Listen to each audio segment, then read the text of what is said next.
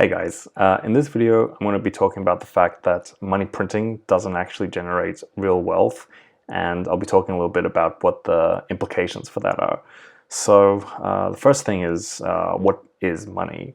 Money, if you think about it as just an IOU or a claim on society, so you can use it as a claim on labor services or on material. It doesn't really matter what the medium of exchange is. Right now, we're using bits on the computer to denote money, but there have been many different forms. People have used most commonly gold and silver, but people have also used rocks, seashells, grains, all kinds of stuff. So it really doesn't matter what the actual medium itself is. What matters the most is the value that people assign to it. So it's a perceived value, and that's what gives money its value. So money in and of itself doesn't actually have any intrinsic value. Now, I think the most useful way to consider money and wealth is through an illustration. So let's imagine that there's an island in the middle of the ocean, and that it's populated with all these islanders who are fishermen. And let's say there's a few hundred of these fishermen there. They're pretty kind of isolated, and they rely a lot on fishing in the surrounding ocean. And let's say that they decide that because there's quite a fair bit of seashells in the area, that they decide that seashells is actually their main form of exchange. So, so using these seashells, they can use it to buy fish, they can use it to purchase the huts that they've built on the island, and they can also buy services. They can get somebody to clean the huts, they can get people to give them massages in the huts, and whatever else is being offered in the village, you can purchase with these seashells. Now let's say that one day a genius discovers how to print paper using the trees that are on the island. And since it's much more convenient to carry pieces of paper than seashells, they decide that they're going to start using paper as money instead of seashells. Now let's also imagine that there's no limit to the amount of paper that can be printed.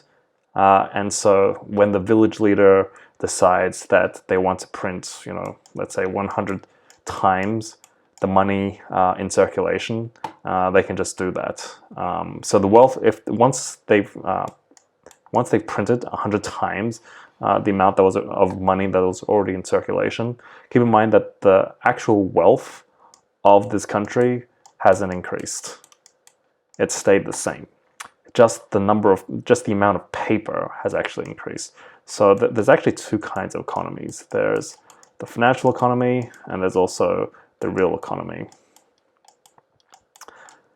Okay, now let's imagine that, and this is true in reality as well, it's like just a portion of the islanders actually own huts.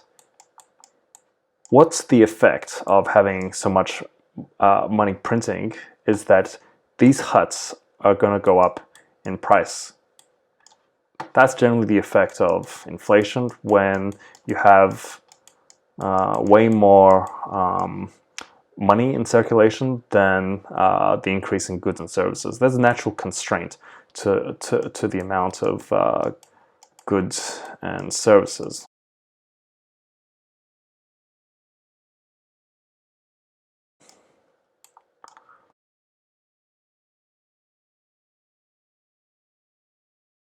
But their actual wealth hasn't changed. They still own the exact same hut. It's their calculated wealth which has changed.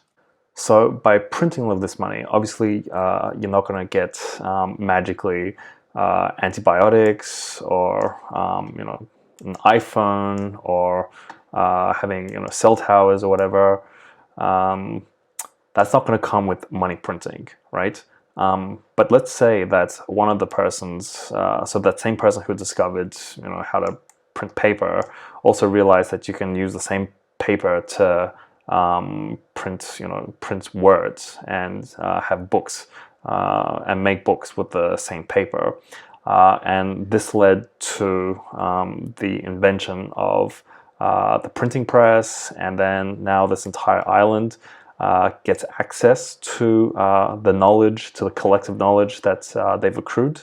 And through having this very all this knowledge available, we have now suddenly a more educated group of islanders who don't only fish, but are able to use their education and their ingenuity to build, let's say, really fast speedboats.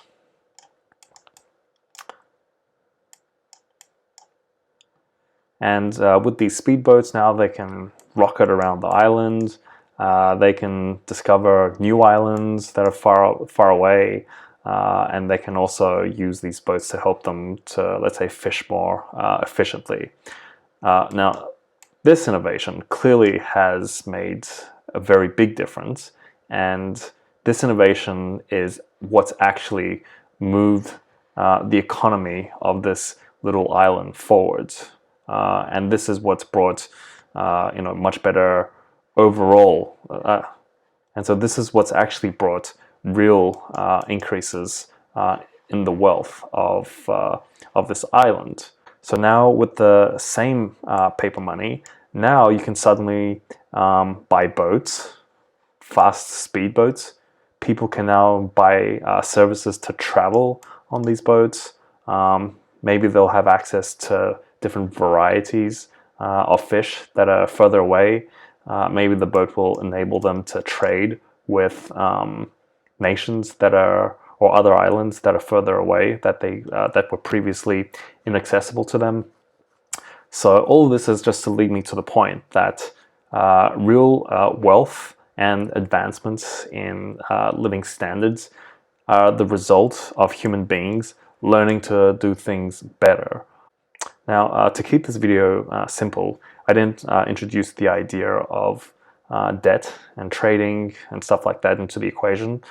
So if you'd like me to go over those and introduce those elements in the story, please let me know in the comments so I know that you guys find this video valuable, and I'll make another one.